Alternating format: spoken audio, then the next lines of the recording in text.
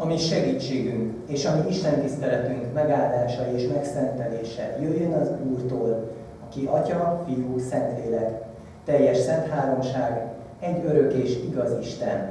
Ámen.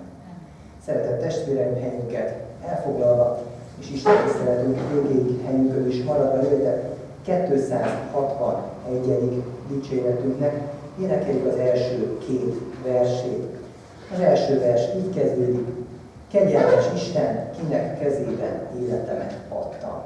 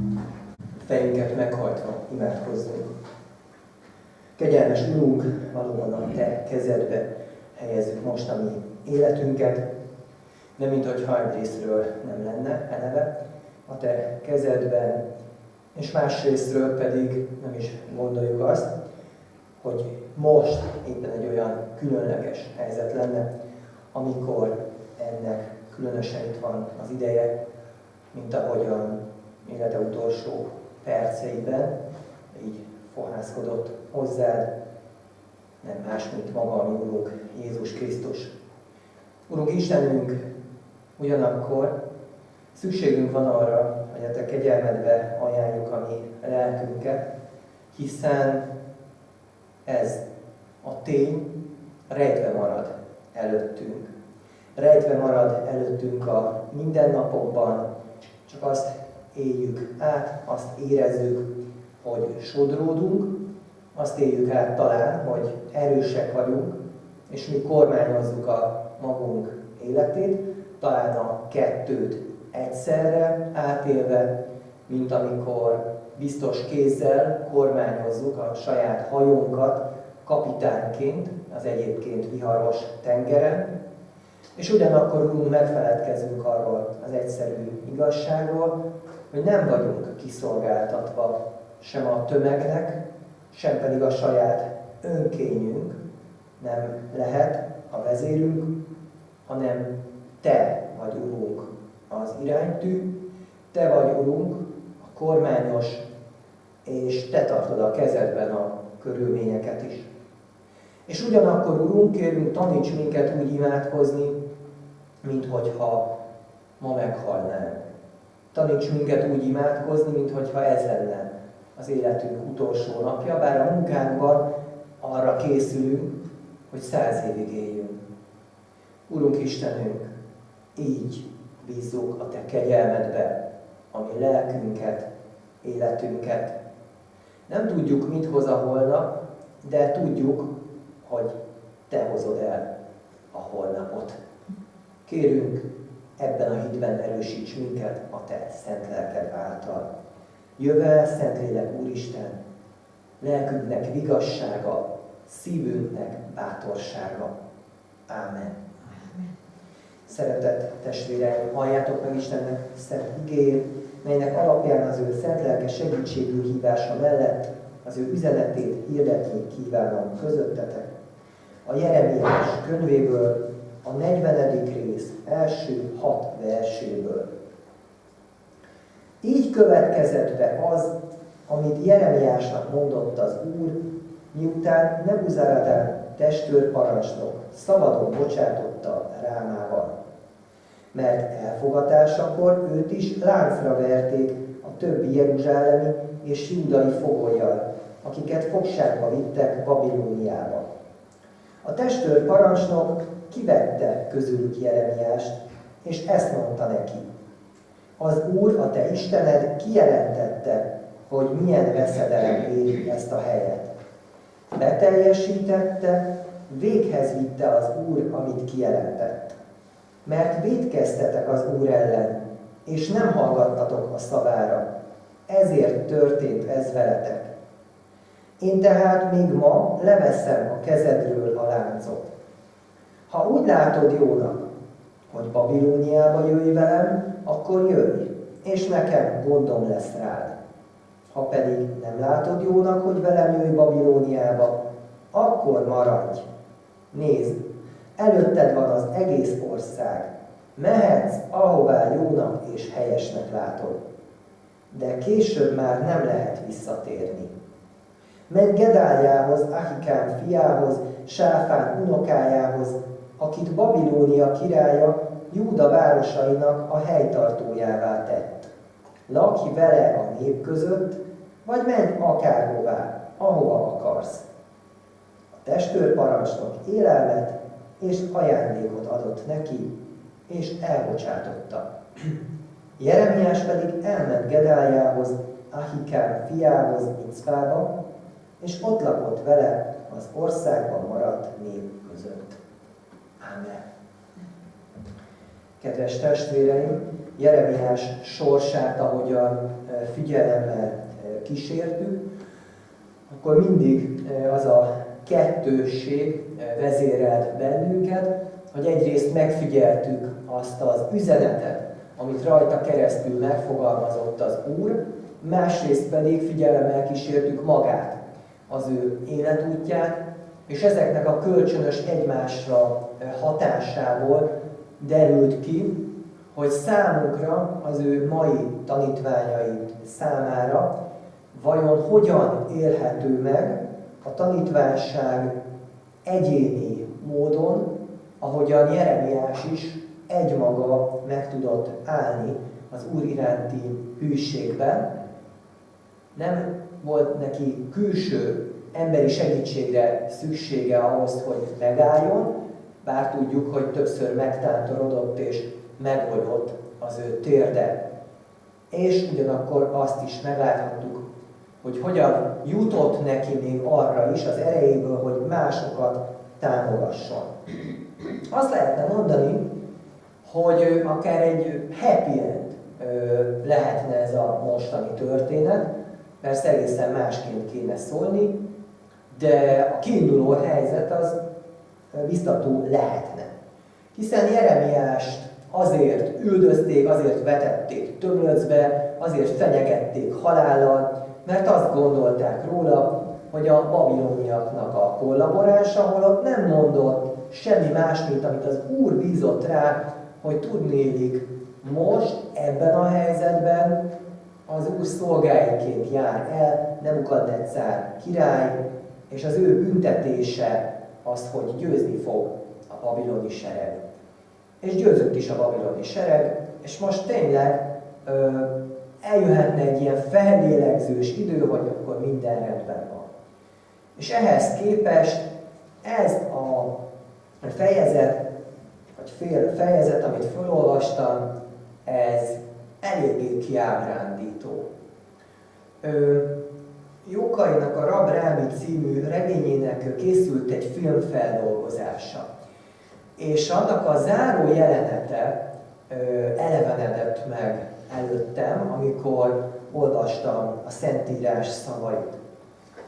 Rábi is teljesen igazságtalanul üldöztetést szenved, persze ott a film némi osztályharcos éllel még erre rá is tesz egy lapáttal, hogy hát persze, hogy itt a gonosz maradiak, azok, akik őt bántják, és akkor jönnek a franciák, a progresszívek, és akkor ők kiszabadítják Rábit.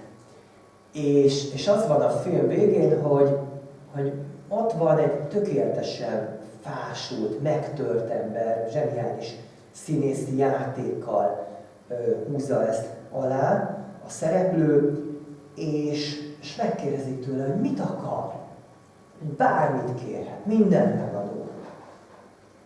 És csönd, hatásszünet, és nagyon halkan, szinte érthetetlenül annyit mond, hogy éhes vagyok. És akkor kap enni, és akkor ez a vége a filmnek. Egészen döbbenetesen kiábrándító, ahogy azt ilyen rosszul fordítva az angolságból mondanám, antiklimaktikus.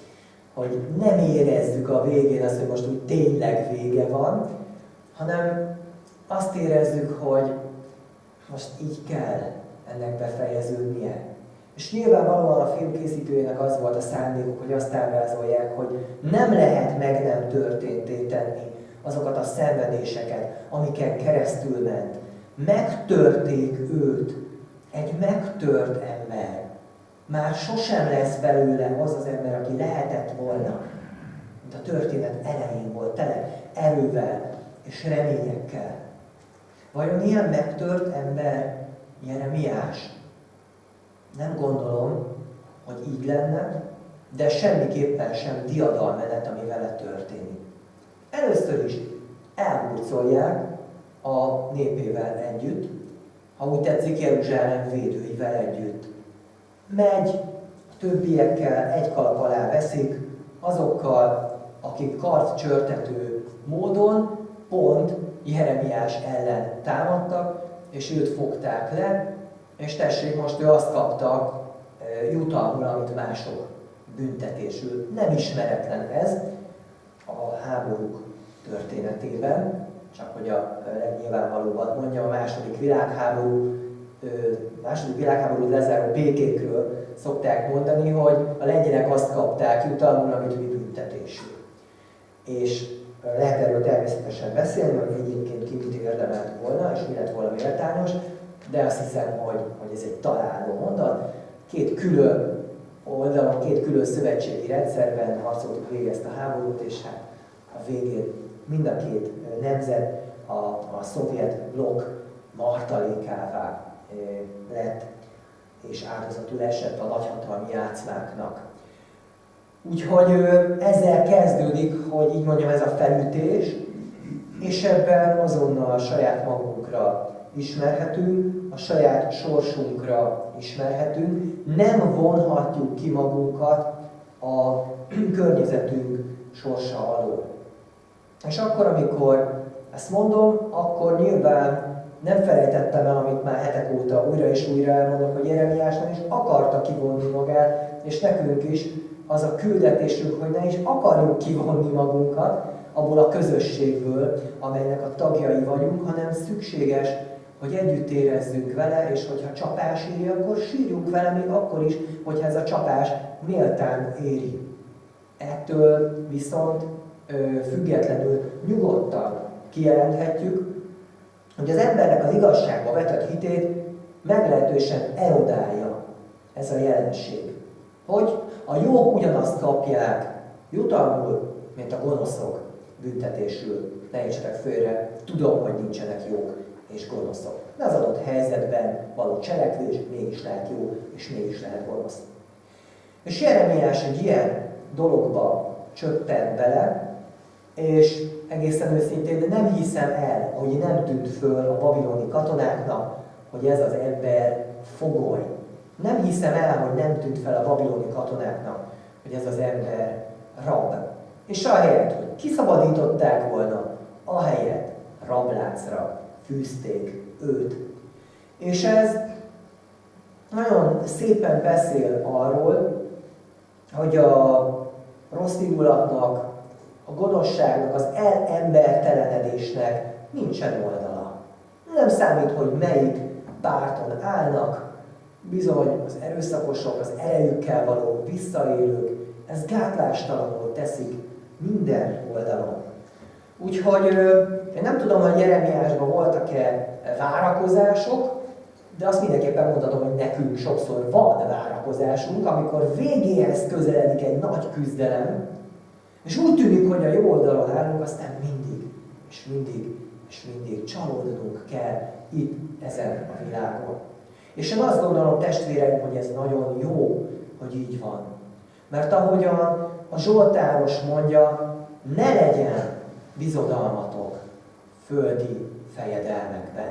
Egy emberben se bízzatok. Ha ott lett volna a halovány szikrája is annak, hogy Jeremiás megbízik a babiloniakban, megbízik a babiloni királyban, megbízik a babiloni testőrparancsnokban, akkor ez az általánosító magatartás nagyon hamar kihozanította őt ebből a nyilvánvalóan hamis reménykedésből. Azt gondolom, hogy ha mi keresztényként ezt következetesen tudjuk gyakorolni, ezt a fajta jó értelemben vett reménytelenséget és jó értelemben vett bizalmatlanságot, akkor az hitelesebb bizonyságtevővé tud minket tenni. Jeremiást is többek között azt teszi hiteles bizonyságtevővé, hogy nem volt babiloni kollaboráns. Viszont ki kell mondanunk, hogy az egyháznak végignézve történelmén nagyon sokszor voltunk. Így együtt bizony mi, ebben mi is benne vagyunk, kollaboránsok. Akár úgy, hogy a fennálló berendezkedés ellen küzdöttünk, és aztán, amikor a másik fél győzött, akkor azt hittük, hogy akkor itt van a földi paradicsom. Nem, a földi paradicsom nem, hogy nem jön el, a földi paradicsom egyáltalán nem létezik. Hiszen Jézus nagyon világosan beszél annak a bűnözőnek, aki hozzáfordult kegyelemért, hogy ma velem leszel a paradicsomban. Az oda át vár bennünket, nem pedig itt fogjuk fölépíteni. Senki nem fogja itt felépíteni. Sem az egyiptomiak, sem a babiloniak. És akkor menjünk tovább a történetünkben, hiszen valahogy csak a fülébe jut a testőrparancsnoknak, hogy ki ez az ember. És akkor amit tesz, az azt gondolom, hogy a politikának a legalja. Hiszen figyeljük meg az ő szavait. Milyen sima az ő beszéde. Mondja, hogy hát hallottuk rólad, hogy te milyen igéket hirdettél. Hát hallottuk, hogy Isten akarata volt az. Hallottuk, hogy az Úr büntetése volt az, ami beteljesedett a te igéd nyomán. Mint hogyha számolt volna valaha azzal, hogy ki az Úr. Neki bizony az Úr, neki bizony a próféta az egy eszköz, egy hivatkozási pont, és nem több. Annak akarja használni Jeremiást. Gondoljatok bele Jeremiás helyzetében. Ott van teljesen kimerülten, megint gondoljunk a Rábira, nem tudom hányan látták a filmet, de most is előttem van a kép, és akkor azt mondja neki a testőrparancsnok, kicsit ilyen váveregető módon, hogy hát tudjuk, hogy végig te álltál a jó oldalon. És most tessék, itt van a jól megérdemelt utamban. Most álljunk meg ezen a ponton, bár ami ezután jön, az még rosszabb, de már ez is eléggé szörnyű. Hát hogy jön már ahhoz egy testőrparancsnok, hogy ő, már ugye a győztesek írják a történelmet, ítéletet mondjon az Isten dolgairól. Az a profétának a dolga. Citkíján királyban sokkal több alázat volt, aki nem cselekedte azt, amit Jeremiás parancsolt neki. Jeremiás által parancsolt neki az Úr. Ellenállt, és ezért őt is utolérte a méltó büntetés. De legalább, amikor találkozott a profétával, nem vállon veregette, hanem tanácsot kért tőle. Mert ez az egyetlen helyes magatartás Istennel szemben. És azt gondolom, itt ki kell bújnunk Jeremiás bőréből. Hányszor veregetjük vállon vajon Isten? Amikor valami a számításunk szerint következett be. A számításunk szerint következett be. És akkor azt mondom, esetleg saját magamat is vállon veregetve, hogy jól óra tettem, ügyes voltam, jól imádkoztam, jól olvastam a Bibliát. Egészen döbbenetes az az önhittség, amire akár a hívő ember is képes, amikor összekeveri az Isten akaratának a megvalósulását a maga akaratának a megvalósulásával. Mi soha nem leszünk abban a helyzetben, hogy megítéljük Isten cselekvéseinek a helyességét. Csak egy nagyon nyilvánvalóan szeretetlen példát mondanék. Akkor, amikor valaki, akivel nem vagyunk jóban, bajba kerül, és hallunk róla egy pletykát, ez eleve eléggé izgalmas. Mit mondunk? Isten nem vergottal. Isten nem vergottal. Jól megadta neki. Miért? Azért, mert én haragudtam rá. Hát nem. Nem ez a feladatom. De a testőrparancsnok csak ennyi szerepet szán. Jeremiásnak azt gondolja, hogy jól megdicsérem, behízelgem magam hozzá, és akkor onnantól kezdve a tenyeremből eszik. Csak meg kell találni a hangot. Milyen szépen hangzik ez, milyen politikusan hangzik ez. Hány és hány húsvér most jelen időszakban szolgálatban lévő politikusnál lehetett ezt megfigyelni, hogy akkor, amikor egyházi környezetbe kerül, akkor megpróbál úgy beszélni, ahogyan az nekünk tetszik. Megpróbál szépen beszélni, megpróbál hivatkozni Jézusra, egyházra, Bibliára. Hirtelen előkerülnek az ősök. És az embernek ez még a jobbik esetben azonnal föl is tűnik, amikor úgy veregeti meg a vállunkat, hogy azonnal látjuk, hogy hát nem sokat gyakorolta magát a keresztény tudományban. A legszörnyűbb az, amikor ezt elhisszük. A legszörnyűbb az, amikor bejön az ő számítások, akik eszközként akarják használni Isten, és eszközként akarják használni az egyházat. Az, ami történik, valóban Isten akaratából megy végbe, de nem szükséges, sőt, kimondottan helytelen ebből azt a következtetést levonni, hogy Isten cselekvéséről hozhat ítéletet, nem hogy a hívő ember, hanem a hitetlen is, csak ő a győztes. De ami ezután jön, az aztán tényleg mindennek az alja. Menjél, ahova akarsz. Kinek szoktak ilyet mondani, hogy menjél, ahova akarsz. Akitől szabadulni akarnak. Annak mondják, hogy menjél, ahova akarsz. Persze, nehogy meg lehessen őt fogni, azért elhúzza a mézes madzagot, hogy jöhetsz velem, majd nekem gondom lesz rád. De figyeljük meg, mit mond a végén? Azt mondja, hogy de ha maradsz, később már nem lehet visszatérni. Ez fenyegetés. Egyértelmű, alig burkolt fenyegetés. Menj, ahova akarsz, de azért csináld azt, amit én akarok, mert ha nem azt csinálod, amit én akarok, akkor elszaladtad ezt a nagyszerű lehetőséget. Miért is? Hol van itt a szabadság? A szabadság az az lenne, hogy gyere velem, ha akarsz, és később majd visszatérhetsz, ha akarsz. Ez szabadság. Az nem szabadság, hogy választhatsz a rossz, meg a még rosszabb között. De én milyen kegyes vagyok, hogy felajánlottam neked.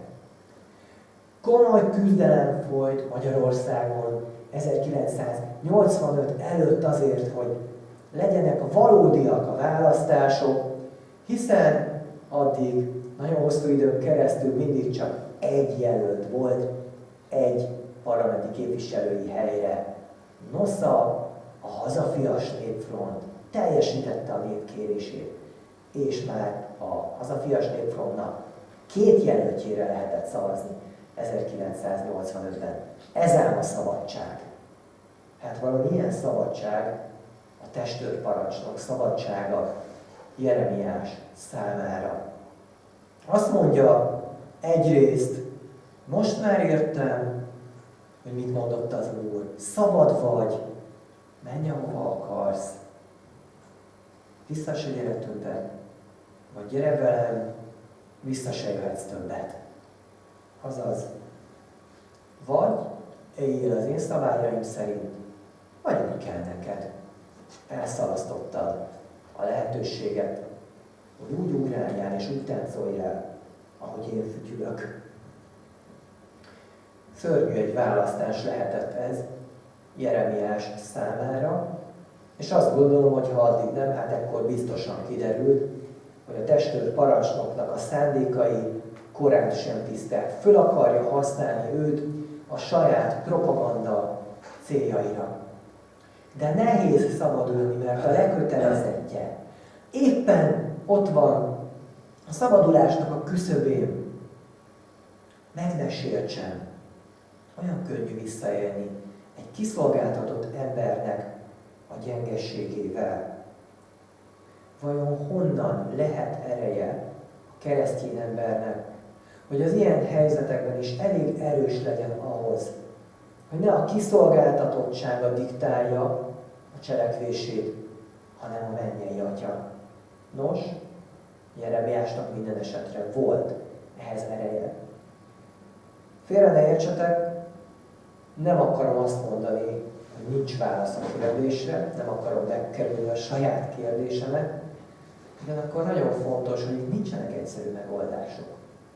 Nincsenek egyszerű megoldások, hogy így vagy úgy jó döntést tudunk hozni.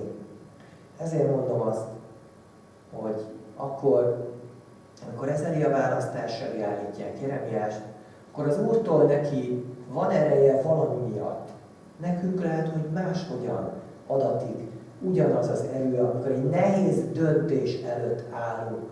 És vagy jobbra, vagy balra kell mennünk, de tudjuk, érezzük, hogy mindegyik így vagy úgy, de rossz.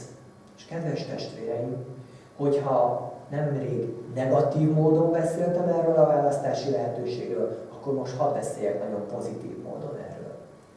Ugyanis az etikai döntések, azok mindig ilyen döntések. Kivétel nélkül minden etikai döntés az egy ilyen döntés. Nincs jó megoldás.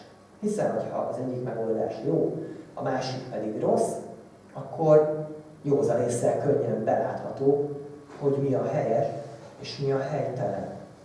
Azonban ott nem beszélhetünk erkölcsről, hanem csak józan észről. Akkor, amikor az egyetemen az első etika órák volt, szeretett professzorunk egy olyan történetet mondott el, ahol nem volt jó döntés, ahol valakinek vesztesnek kellett lennie. Nem mondom el a történetet, mert hosszú lenne. Az a lényeg, hogy volt valaki ebben a történetben, aki egy patthelyzetből, egy mindenki veszít helyzetből azt hozta ki, hogy ő maga hozott áldozatot. Ő maga állt oda, és ő maga vállalta a kellemetlenséget, ami abból a helyzetből fakadt, és így segítette hozzá az egész közösséget, abban az esetben egy busznak a közönségét, hogy minden tovább mehessen. Rossz és rosszabb közül kellett dönteni, választani, és úgy választotta a kisebbik rosszat, hogy azt viszont ő maga hordozta el. Kedves testvéreim, minden etikai döntés valójában ilyen döntés kell, hogy legyen. Lengyelországban most nagyon erősek az abortusz szabályozással körüli viták. Természetesen férfiként nem mondhatok semmi abszolút értékűt ebben a helyzetben, nem áll szándékomban ítélkezni, csak arra szeretném fölhívni a figyelmet, hogy tereljük le arról a vágányról a vitát, ami így vagy úgy, de a jó és a rossz harcaként akarja beállítani ezt a vitát. Így vagy úgy, de a jó és a rossz. Kölcsönösen démonizálják egymást a vitában szereplő felek. És ez könnyű. Azért könnyű, mert valójában egyik megoldás sem jó. Ahogyan Karinti Ferenc 1000 év című drámájában van, ahol egy lányanya végső kétségbeesésében úgy dönt, hogy elveteti a magzatát. Mert a férfi persze, hogy nem vállalja. Csak hogy a magzat már életképes. És aztán a szeme láttára folytják bele a moslékos vödörbe a gyermekét. És ott állnak a bírák, a népi ügynökök, próbálnak rájönni, hogy mi vezetett ide. És föl is mentik őt magát egyébként, mert kiderült, hogy az utolsó pillanatban rájött, hogy mi történik, és elkezdett ellenkezni, de persze lefogták, és véghez vitték a gonosz tettüket a történet további szereplői. De mégis ott állnak értetlenül, hogy mi vezetett ide, és azért az a drámának a címe, hogy 1000 évnek. Nincs erre ilyen egyszerű válasz, hogy az X-nek vagy az Y-nak a gonoszsága, hanem 1000 évnek, egy egész történelmnek a nyomorúsága sűrűsödik össze abban az egy szörnyű rossz döntésben, amit ők akkor és ott meghoznak. Nincs jó döntés, csak rossz, meg kevésbé rossz döntés van egy ilyen helyzetben. És azt gondolom, hogy ahelyett, hogy újra mutogatnánk a vitapartner álláspontjának a rossz oldalára, a rossz következményeire, a rossz dimenziójára, ahelyett próbáljuk meg egy lépés távolságot tartva, aki benne van a helyzetben, persze nem tud ilyen távolságot tartani, de a jogszabály alkotója, és aki erről vitatkozik, igenis tud, így látni ezt az egész helyzetet, hogy nincs jó döntés, csak kevésbé rossz döntés van. Mit veszélyeztessek inkább? Mit kockáztassak inkább? Mivel számoljak le inkább? Ki merem mondani? Mit öljek meg inkább? De ki kell mondani, hogy csak így lehet döntést hozni. És ez nem a jó és a rossz harca, ez nem a fehér és a feketének a harca, hanem ez a sötétebb árnyalatú szürke, meg a világosabb árnyalatú szürkének a harca. És egy ilyen döntést kell meghoznia Jeremiásnak, és egy etikus döntés hoz ebben a helyzetben. És azt mondja Jeremiás, hogy jól van, ha ez a kérdés, hogy akkor valóban kollaboráns leszek, és megkapom díjként a viszonylag kényelmes életet, na persze addig, amíg az adott politikus hatalomban van. Mert hát aztán, hogyha nem ő lesz a testőrparancsnok, akkor ki tudja, mi lesz velem. De hát erről nem is gondol nyilván. Vagy a népemmel maradok, a kisemmizett, a megnyomorított népemmel maradok, akkor ezt választja. Nem jó döntés. Mi sem árulkodik erről szebben, mint hogy Gedália helytartó hol üti fel a főhadiszállását. Nem Jeruzsálemben, nem a fővárosban. Jeruzsálem lakhatatlan. Jeruzsálem élhetetlen. Jeruzsálemből a tartomány kormányozhatatlan. Hanem el kell menni a legközelebbi használható városba. És ott kell megpróbálni újra kezdeni. Mi tudjuk a történet folytatását, sorra is fog kerülni hamarosan, de ők nem tudták.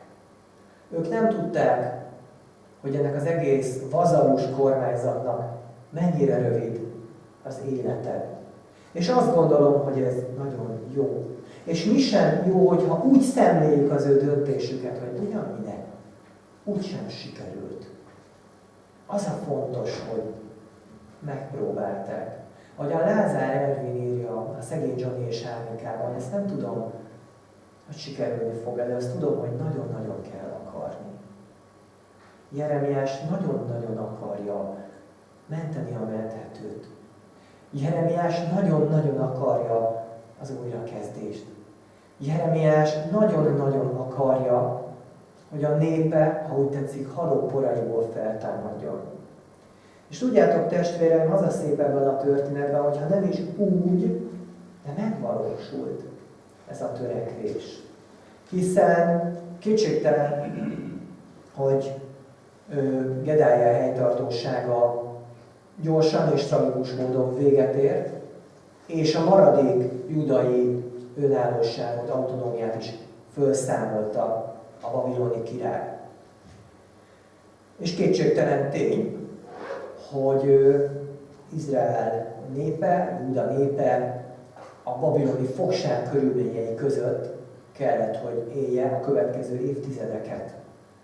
De nem volt vége mindennek, és Jeremiásnak a munkálkodása az ebben múlhatatlanul fontos volt, hogy lehetséges legyen az a túlélés Izrael, mint nemzet és Izrael, mint Isten népe számára, amit átéltek a hazatéréskor, amikor Jeruzsálembe tértek vissza, és újra elkezdődött nagyon korlátozott módon, de az állami, a nemzeti és a kultuszi élet, akkor hirtelen nagyon fontos lett nekik Jeremiás útmutatása és igehirdetése. Meghozta az etikus döntést, és hiába mondanák azt, kicsit lekezelő módon, hogy minek hozta, úgy sem sikerült, az ő törekvése mégis célhoz ér. Gondoljatok az ünnepeinkre. Mit ünneplünk? Ünnepeljük március 15-ét, forradalom és szabadságharc. De minek? Lehet kérdezni, úgyis leverték. Ünnepeljük október 23-án, forradalom és szabadságharc. De minek? Kérdezhetjük, úgyis leverték. És ott van az egyértelmű válasz magában, az ünneplésben. Őket ünnepeljük, a forradalmak hőseit, a nemzeti függetlenségi harc hőseit ünnepeljük. Mi, maiak, akik pedig annak idején kárőrvendő módon úgy gondolták, hogy ezeknek is végük, hiába erőlködtek, hol vannak most. 1848 esetét tekintve nyugodtan mondhatjuk, nincsenek sehol. 1956-ot tekintve folynak még utóvédharcok. Nem kérdéses, azt gondolom, hogy ez is össze fog simulni, ahogyan előre halad a magyar történelem. Nem kérdéses számunkra, hogy az ő törekvésük végül célba ért. És ez a keresztény ember élethivatása. Úgy belemenni az emberileg reménytelen küzdelembe, hogy tudjuk, végül mégis a győztes oldalon leszünk. Hiszen gondoljatok csak bele, ott van a keresztény üldözéseknek a története, a római birodalom megpróbálta kiirtani ezt a számára veszélyes vallást, de hogyan mondta az egyházatja, a keresztjének vére mag. Akit kivégeztek a cirkuszban, annak látták a halálát, és ez újabb megtéréseket eredményezett, meg sokszorozódott azoknak a keresztényeknek az élete, akik odaadták azt az életet Jézus Krisztusért. Lehet, hogy olyan döntéseket hozunk keresztényként az életben, amelyek miatt a világ logikája szerint lúzernek gondolnak minket, talán mi is saját magunkat.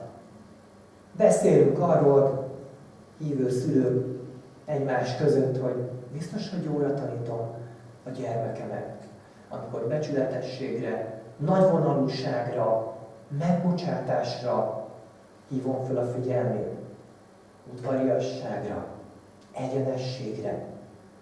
Hiszen ettől csak baja lesz az életben. Hiszen azt látja, azt éli át, hogy ettől szenved hátratételt. És azt kell mondanom, hogy mégis ez az egyetlen helyes út.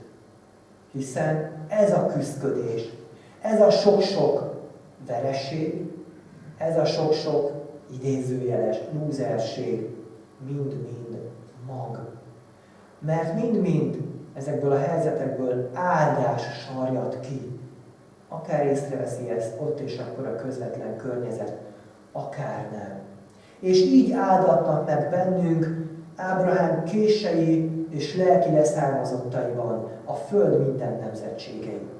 Ez a mi küldetésünk, hogy jelen legyünk, mint világosság, mint só és kovász, és áldássá legyünk. Mi tudjuk, hogy áldássá lettünk, akkor is, hogyha sokan azt gondolják, hogy most éppen vesztessé lettünk. Jeremiás vesztessé lett. Amikor a vesztes oldalt választotta? Nem. Az ő döntése, az ő erőfeszítése mag volt. Megsokszorozódott az idők során, és végül célt ért a nemzeti feltámadásban. Ugyanez a helyzet velünk, Isten mai népével, Krisztus mai tanítványaival is. És hát hogy is fejezhetném be mással? Magának, Jézus Krisztusnak a példájával. Hiszen gondoljatok bele, Krisztust szintén megpróbálták felhasználni politikai célokra. Királlyá akarják őt tenni.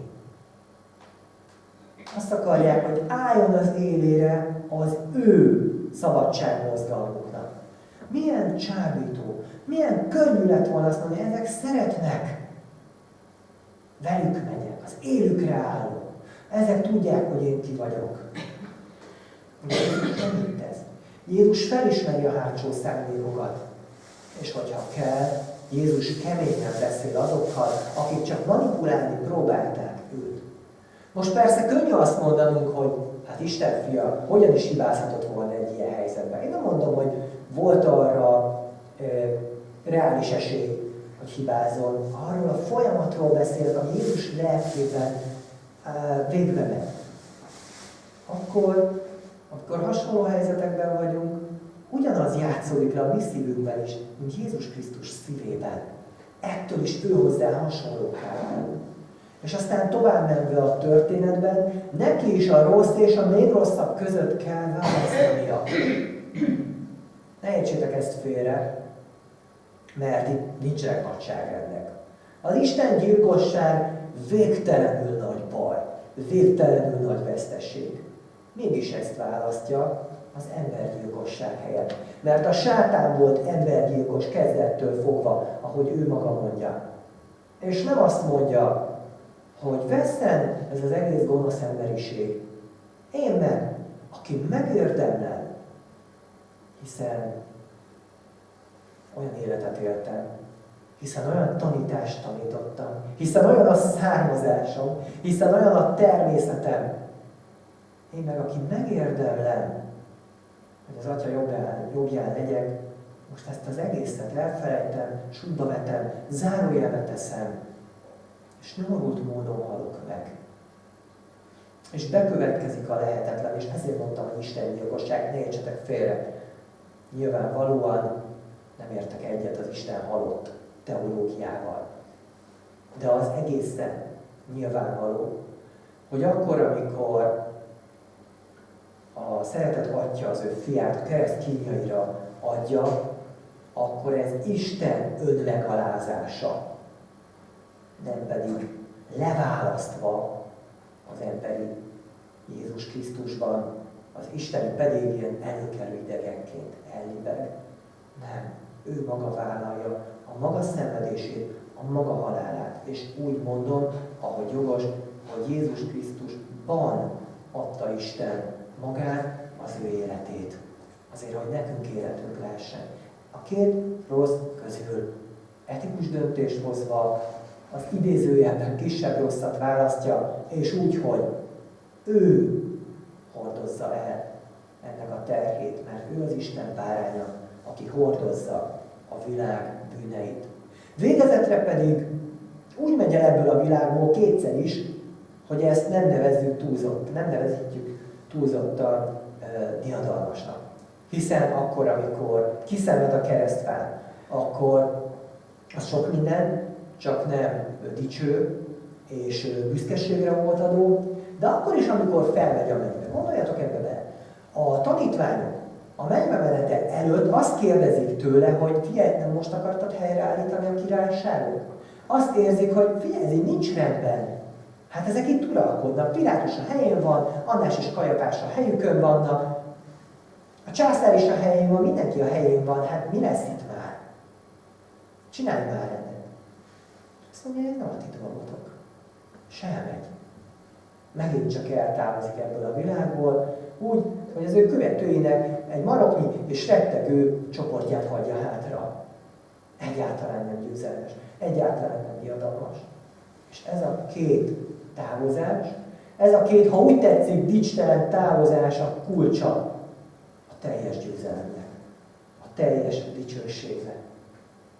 Hiszen akkor, amikor a kereszten meghalt, talán mondanom sem kell, az a kulcsa a bűn és a halál visszavonhatatlan vereségének. De az ő mennybe menetele is egy kulcs. Az ő mennybe menetele kulcs az evangélium terjedéséhez. Akkor, amikor felmegy a mennybe, küldetést is bíz a tanítványaira, menjetek el, tegyetek tanítvánnyá minden néteket. Hogyha ott és akkor szétcsapna az ő ellenségei között, akkor lehet, hogy győztes lenne, de ez a győzelem nem lenne dicsőséges. De ő úgy akar visszajönni hatalommal és dicsőséggel, hogy az egész földön hirdettetik az evangélium. Gondoljatok bele, itt vagyunk mi magyarok. Hogy hallottuk volna az evangéliumot, hogyha Krisztus után 33-ban Jézus gyorsan véget vett ennek az egésznek? Gondoljatok a magyar kereszténységnek a több mint 1000 éves történelmére. Gondoljatok arra a rengeteg áldásra, ami kisarjadt ebben az időben. És természetesen példa, ez minden nemzet esetében, minden hívő személy esetében így van. Így lesz teljes Jézus Krisztusnak a dicsősége, és akkor fog visszajönni, amikor beteljesedik minden. Ő tud várni, és milyen jó, hogy vár, mert ahelyett, hogy minden napra kínszenvedésként tekintenénk, ahelyett minden napra új áldás forrásként tekinthetünk. Említettem az imádságomban, hogy jó úgy imádkozni, mint hogyha holnap reggel már nem ébrednénk fel. És jó úgy dolgozni, mintha 100 évig élnénk. Jó úgy imádkozni, hogy tudjuk, ha véget ér a mi életünk, ha véget ér a történelem, itt, ebben a világban, egyáltalán nincs vége mindennek. Hiszen lesz új ég és új föld, és lesz feltámadás. Tudjuk, hogy hová tartunk a győzelemben. De legalább ilyen fontos az, hogy addig is, amíg adatik nekünk idő és lehetőség és kegyelem ebben a világban, addig úgy olyan körülmények között, amelyek adatnak, munkálkodhatunk, hozhatunk Istennek kedves, etikus döntéseket. Jézus Krisztus példája nyomán és lelke által, és így lehetünk áldássá az egész világ számára. Ámen. Szeretett testvéreim, jöjjetek, imádkozzunk. Úr Jézus Krisztus, hadd köszönjük meg neked a te lelkületedet, amellyel letetted a te istenségedet, amellyel meghoztad ezt a döntést, amely nem egy egyértelműen fájdalommentes döntés volt, hanem nagyon is fájdalmas. Köszönjük, hogy te elhordoztad ezeket a fájdalmakat. Köszönjük, hogy nekünk sem ígérsz fájdalommentes életet. Köszönjük, hogy nekünk sem ígérsz csoda elixírt. Köszönjük, hogy nekünk sem ígérsz mindent nyitó kulcsokat. Köszönjük, hogy nekünk sem ígérsz tökéletes megoldásokat, hanem a mindennapokban meghozott nehéz döntések apró munkáját adod nekünk. Mert ezekből a nehéz döntésekből sarjad ki a te áldásod. Úr Jézus Krisztus, kérünk téged hát, hogy hadd hozzuk meg ezeket a döntéseket, amíg éppen most tőled adatot mindennapjainkban. Urunk Istenünk, ugyanezekért a mindennapokért könyörgünk testvéreink számára is. Könyörgünk, Urunk, azokért, akik ott vannak a betegágyakon, élet és halál között, talán fogyó reménnyel, de mindenképpen fogyó erővel. Kérünk, Te őrizd bennük a lelket. Kérünk, Te add vissza nekik az életesélyeket, de arra is kérünk, Te adj nekik reménységet az odaátra nézve is. Urunk Istenünk, könyörgünk azokért testvéreinkért, akiket vesztesség ér, fájdalom járja át a szívüket. Kérünk, Te gyógyítsd be ezeket a sebeket. Kérünk, Urunk, a nehéz döntésekért, kérünk, hogy ezeket mindenki meg tudja hozni, függetlenül attól, hogy erős és elégedett ember, vagy talán megkínzott és megtört ember. És Urunk, könyörgünk azért is, hogyha egy-egy új mérföldkőhöz érkezik egy-egy közösségnek a sorsa, akkor a Te néped mindig tudhassa, az igazság sem az egyik, sem a másik oldalon nincs, az igazság mindig fölül van, az igazság mindig Te nálad van. Urunk, engedd, hogy ehhez az igazsághoz ragaszkodhassunk egész életünkben. Ámen. Mondjuk el közösen az Úrtól tanult imádságot. Mi, Atyánk, ki vagy a mennyekben, szenteltessék meg a Te neved, jöjjön el a Te országod, legyen meg a Te akaratod, mint a mennyben, úgy a földön is. Ami mindennapi kenyerünket add meg nékünk ma, és bocsáss meg a mi vétkeinket, miképpen mi is megbocsátunk azoknak, akik ellenünk vétkeztek. És ne vigy minket kísértésbe, de szabadíts meg minket a gonosztól, mert Tiéd az ország, és a hatalom, és a dicsőség mindörökké. Ámen. Kedves testvéreim, a hirdetéseket szeretnék veletek megosztani. Hirdetem alkalmainkat. A rákövetkező hét kedjén női kört tartunk, méghozzá a Zoom alkalmazáson keresztül. Erre hozzáférést a gyülekezet e-mail címén, azaz a Budapest _törökör@református.hu címen lehet kérni, illetve a feleségemnek és főgondokasszonynak, dr. Juhász Saroltának az elérhetőségei, ki hogyan szokott velük kommunikálni, és akkor így egy ilyen telekonferencia vagy videokonferencia formájában fogjuk ezt megvalósítani. Havonta egy alkalommal nagy szeretettel buzidom tehát a nőtestvéreket kedden este 5:30 a részvételre. Csütörtökön este 6-tól reménység szerint látható lesz a bibliaórának a videója a gyülekezet YouTube csatornáján, és mindenkit bátorítok arra, hogy igazi bibliaórához méltó módon szóljunk hozzá kommentben, hiszen hogyha ezt kihagyjuk, ezt a lehetőséget, akkor csak egy plusz prédikációt nyertünk. Ennek nincs túl sok értelme, azt gondolom. Az a jó a bibliaórában, hogy ott meg tudjuk beszélni az Isten igéjét. Törekszem is arra, hogy kellőképpen rövid bevezető után legyen még energia a hozzászólásokat megfogalmazni. Mindenkit bátorítok, tehát egy ilyen közös gondolkodásra. Szombaton 5-től 7-ig az ifjúságot hívogatom, ezúttal viszont élőben. Tegnap is találkoztunk, és bízom benne, hogy ez a közösség szívesen eljár hétről hétre, és hát itt igyekszünk vigyázni egymásra és magunkra. Egészen addig, amíg az iskolákban nem rendelnek el esetlegesen távoktatást, tehát hogy a fiatalok egyébként is találkoznak egymással, úgy gondoljuk, hogy ennek így nem kéne, hogy akadálya legyen, úgyhogy éppen ezért a távolsági szabályt betartva, de élőben tudunk itt találkozni. Már az egy hétre természetesen nagy szeretettel hívogatom a testvéreket a istentiszteletre, 10 órai kezdettel, és ezzel párhuzamosan, megint csak az Zoom alkalmazáson keresztül egy gyermekistentisztelet is lesz.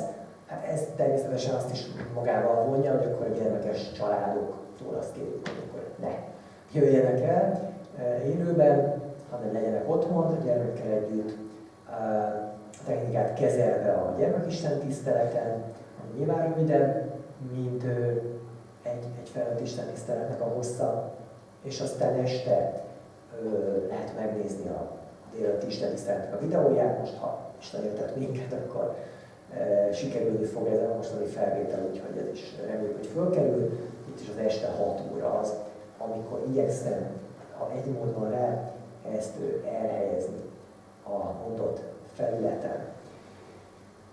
A következő hirdetni való, az pedig a mostani istentisztelettel már kapcsolatos. A legutóbbi presbiteri gyűlésünkön ugyanis hoztunk egy határozatot, hogy a járványhelyzet súlyosbodására tekintettel a himnusz éneklését fölfüggesztjük a gyülekezetben, imádkozzunk azért, hogy ez minél rövidebb ideig tartson, ugyanakkor pedig természetesen nem maradunk van az értelme himnusz nélkül, hogy ennek a hangjai majd felcsendülnek. Sajnos itt volt egy technikai probléma, vagy van, amit még nem tudtam kezelni, úgyhogy jelenleg nem lehetséges konzervhanganyagoknak a lejátszása. Tényleg 2 órát töltöttem vele tegnap, és nem tudtam rájönni, ami nagyon furcsa zavarás, hallatszik. Kerestettem egy vezetéket, minden. És most arra kérjük Főgondnok urat, hogy mindenképpen a himnusz orgona kíséretével vezessen minket így gondolatban a himnusz éneklésében, aztán pedig ez már elhatározás és megállapodás kérdése lesz, hogy csak kíséret hangzik el, vagy pedig egy kórus felvétel. Azzal a történettel szeretném ezt a hirdetést befejezni, ami egy kínai gyülekezetnek az énekléséről, dicsőítéséről szól, méghozzá az illegális kínai egyház egyik gyülekezetéről van szó, mert ugye tudjuk, hogy ott is vannak kollaboránsok, akik jobban vannak a kommunista államhatalommal, és vannak, akiket meg ténylegesen üldöznek, és hát csak a legnagyobb titokban tarthatnak istentiszteleteket, és bizony ott úgy énekelnek, hogy nem énekelnek, csak magukban énekelnek, akik összegyűlnek, és mégis így megszólal gyönyörűen bennük a közösségben az az imádság, ami ezzel a zenei aláfestéssel és kerettel még mélyebb értelmet nyer. Jól tudjuk, hogy a himnusz is egy imádság, nemzeti imádságunk, úgyhogy majd így hallgassuk ennek a hangjait. Előtte most viszont még záró énekünket énekeljük. A 261. dicséret 3. és 4. verseit énekeljük. A 3. vers így kezdődik: a szép harmatot, miként hullatott tavasszal zárja.